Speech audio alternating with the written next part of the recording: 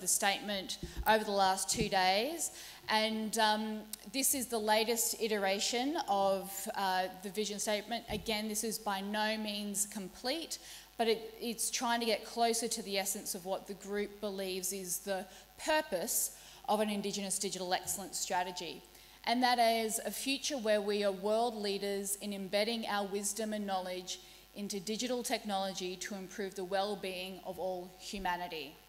So it's about embedding traditional cultural knowledges, our perspectives, our worldviews into really solving problems and seizing opportunities to improve well-being, not just for our communities, but for the whole world. And there was a lot of discussion on day one about how we can actually take our culture and our knowledge through digital to the world as well.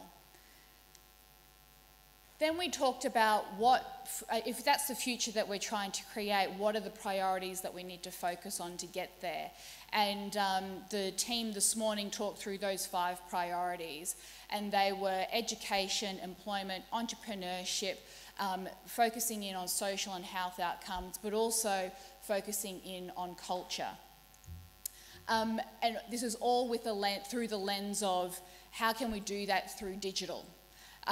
Or through the knowledge economy, knowing that there are, particular strategies around language revitalisation. There are particular Indigenous employment and education strategies, but there's nothing specifically focusing on how to harness those things in the digital economy.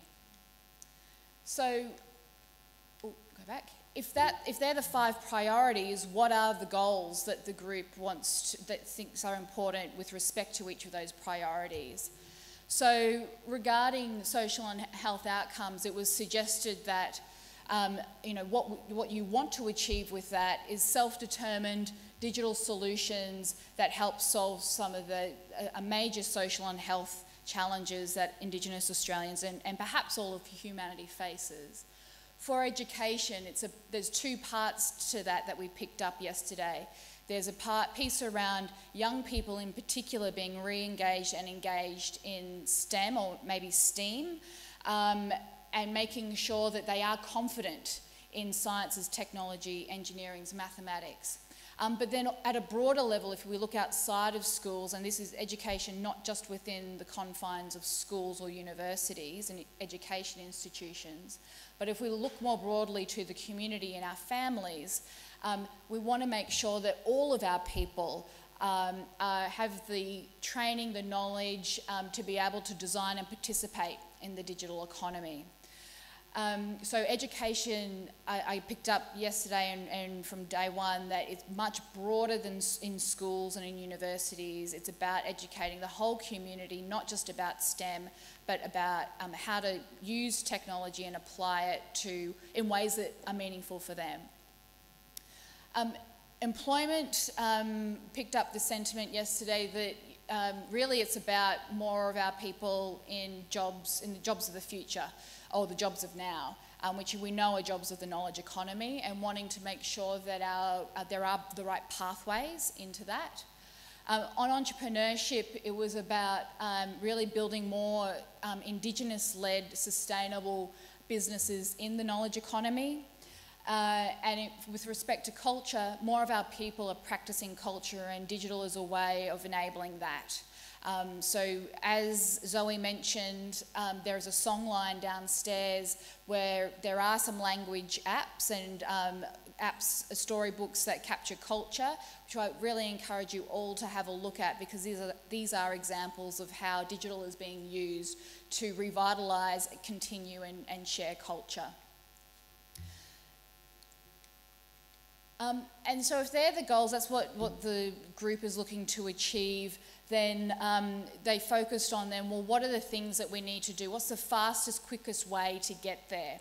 And so we've got just a summary of not just the feedback from the group yesterday, but also from the consultations that we did, the national consultations, by priority area. So for social and health outcomes, the group yesterday discussed the need to have regional innovation hubs, and I don't know if I've characterised that correctly, but it's about making sure that there's governance arrangements and there's service delivery, and our people have access to social and health services that they need.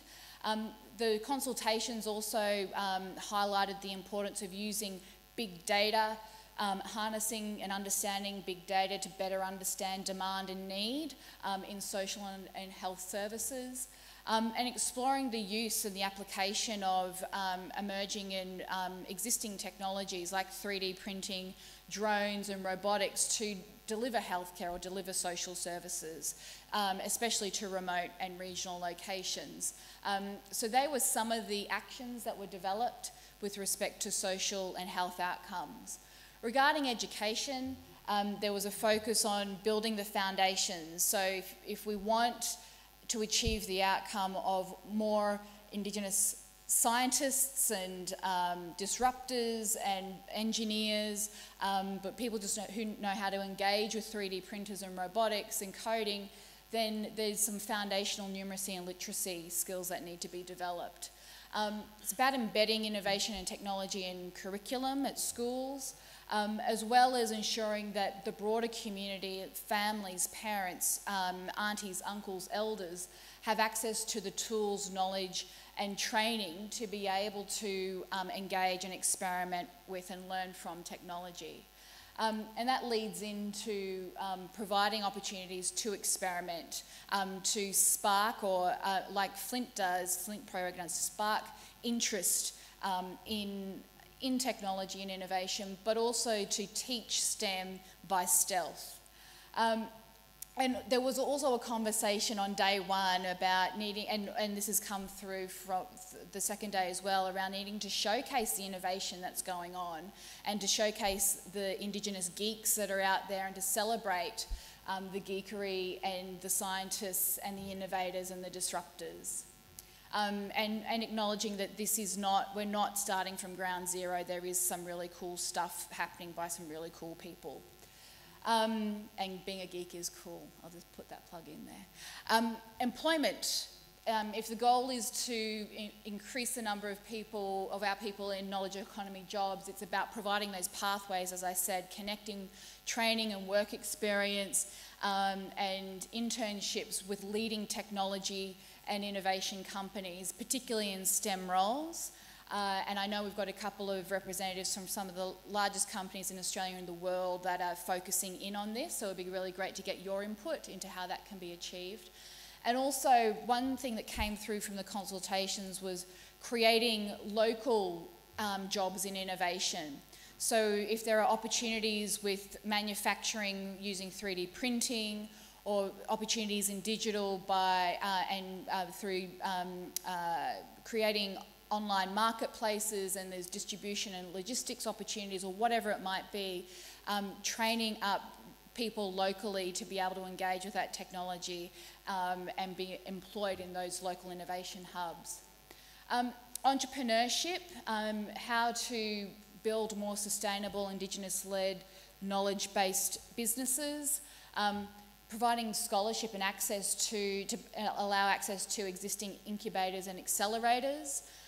There was a discussion around the value of mentorship and networks, as well as how do we use the procurement policies of government in particular to drive the purchasing and growth of services offered by businesses in the knowledge economy. And then finally, with culture, there was a discussion around how can we embrace more apps to capture language and stories, how can we use virtual reality, augmented reality to map sacred sites, to capture our culture, to document bush medicine and to manage the environment.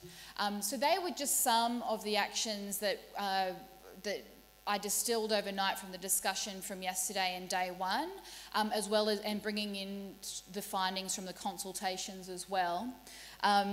This is not final, and everyone will get a chance to have another crack at all of this. the final thing I wanted to go through was the guiding principles. So yesterday there was a lot of discussion about these are the priorities, but we have to execute these priorities and focus on these priorities in a particular way. And for me that really was, I think, most usefully framed as guiding principles for the strategy. And they were, it's important that there's transference and sustainability, and that's around making sure that communities, local people in communities are trained in community to know how to use technology, and so they can train others, rather than people coming in from outside doing whatever geeky stuff they do and then taking their knowledge and expertise with them, leaving the tech behind but no one knowing how to use it. And that will feed sustainability for communities as well, because they can then look at playing with the technology themselves and apply it in ways that mean something to them. Linked to that, I guess, is that communities are at the centre, and this came up in a rule of engagement. Communities are at the centre of this. It's about how do Indigenous communities identify the opportunities that they want to engage with and then design solutions around that. And so it's about community-owned, led and designed. Partnerships are also acknowledged as being really critical. Digital engagement in Indigenous Australia is actually, while we're having this conversation, it is still very nascent. And so we recognise that we need to form partnerships with the right organisations and stakeholders to be able to take these actions forward. That this strategy is, I guess, guided by the concept that it's not, we're not necessarily focusing on the creation of new technology, but it's actually about how we apply existing technology and emerging technologies to the challenges and the opportunities that are meaningful for us. Inclusion was another principle that came up, which was around making sure that people of all ages, from all locations, and both Aboriginal and Torres Strait Islander cultures and histories are acknowledged within the strategy. What we're really talking about is the knowledge economy. We're talking about how do we set ourselves up for a future that is not about mining, that is not about digging stuff out of the ground, or it's not about the old economy way of doing things. It's about how we're all living our lives now, which is in digital, and how do we make sure that we're positioned for that. And we need to sort of catch up as well. Sharing practice was another thing that came up. We've picked it up also in the, I think, education priority, but sharing practice, so just seeing what other Indigenous innovators are doing, how they're solving problems, how they're applying technology, and sharing that with other communities so that they can learn as well. And then finally, governance. We'll get to this part later today, but it's about, well, how is the strategy going to be overseen? And there needs to be a strong system of governance in place to implement it. Now you're going to, I've been through that, and I've held the reveal till now, and Karina and Crystal are actually going to hand out to you the one-pager, this document that you see. So everyone's got a copy of it and you can reflect on it. And what I would like you to do, we're going to break for morning tea now, but what I would like is when we come back is just to have a quick reflection on that, and very, very quick, because what we're going to do when we come back from morning tea is actually work on all of the priorities. So everyone's going to get a chance to have a look at the actions around each priority. So you're not going to be staying in you'll start in your group from yesterday, if you were here yesterday, but you will get an opportunity to contribute to all of the other priorities as well, and that's what we're going to spend the rest of the day doing. It's working out the actions for each priority and who should be involved in partnering in what. So morning tea is downstairs in the dining hall. If you could be back at 11 o'clock, that would be really great. Thank you, everyone.